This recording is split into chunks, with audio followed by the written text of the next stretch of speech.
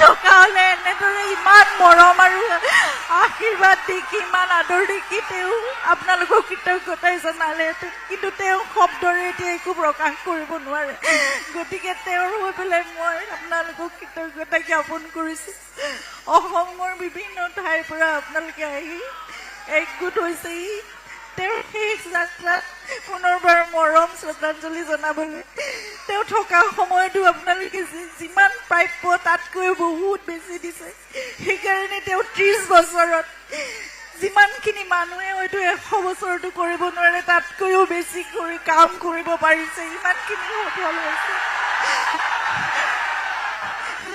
এতিয়া আপোনালোকৰ মাজতে জুবিনৰ সকলোখিনি সৃষ্টি থাকিব, আপোনালোকে তেওঁক জীয়াই ৰাখিব মই জানো, সেইখিনি মোৰ বিশ্বাস আছে।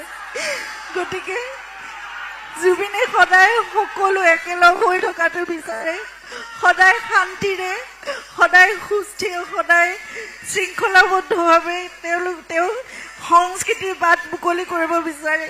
আৰু আজি দেখিছোঁ ইমান জাতি জনগোষ্ঠী যিমান সাম্প্ৰদায়িকতাৰ কথা যি চলি থাকক, আজি দেখিছোঁ সকলোৱে তেওঁক যি ধৰণে মৰম আৰু সন্মান জনাইছে, সেয়া চাগে অসমত আকৌ এবাৰ কেতিয়া দেখিবলৈ পাম নাজানো।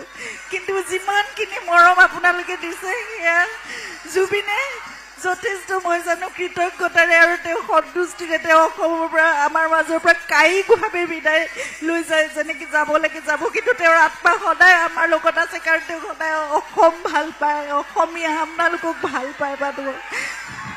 আমাৰ মাজতে জুবিন সদায় থাকিব।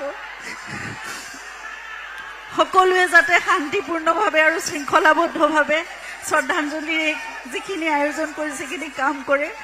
অসমৰ মাননীয় মুখ্যমন্ত্ৰীয়ে আজি দিল্লীলৈ গৈ তেওঁক নিজে প্ৰথম তেওঁ ছিংগাপুৰৰ পৰা আহি পোৱাৰ পিছত ৰিচিভ কৰিছে, তেওঁক শ্ৰদ্ধাঞ্জলি জনাইছে। গতিকে মই অসম চৰকাৰ, মই প্ৰশাসন আৰু আৰক্ষী আৰু ৰাইজক বিশেষকৈ আপোনালোকক সকলোকে পুনৰবাৰ অন্তৰৰ পৰা কৃতজ্ঞতা জনাইছোঁ। জুবিনক আপোনালোকে এনেদৰে মৰমেৰে সদায় জীয়াই ৰাখিব আৰু নতুন প্ৰজন্মৰ মাজত জুবিন সদায় থাকিবলৈ ভাল পায়।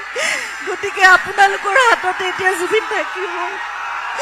ধন্যবাদ।